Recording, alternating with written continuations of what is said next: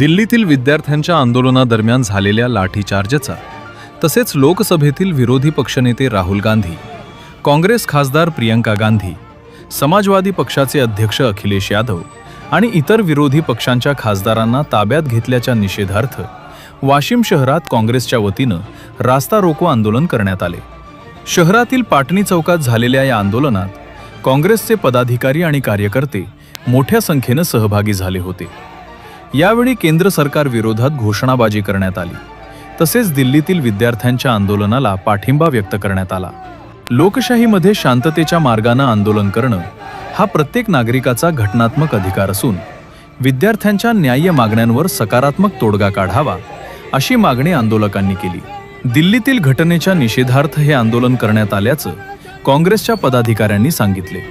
Breaking news style voice over. नीटचा paper फुटून या देशामध्ये जे काही अराजकता माजली, विद्यार्थ्यावर जंतर मंतरवर जो काही लाठीचार्ज झाला, त्या गोष्टीचा निषेध करण्यासाठी आम्ही जिल्हा काँग्रेस कमिटी वाशिमच्या वतीने या ठिकाणी रास्ता रोकोचं आंदोलन केलं।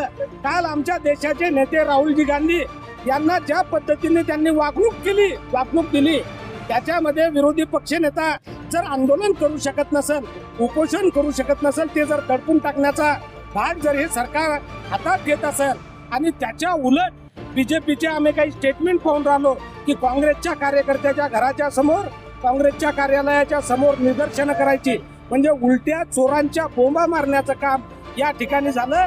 आम्ही काँग्रेस पक्षाच्या वतीनं मोदी सरकारचा धिक्कार करतो। या ठिकाणी शिक्षण मंत्र्याचा धर्मेंद्र सिंगाचा राजीनामा झाला पाहिजे।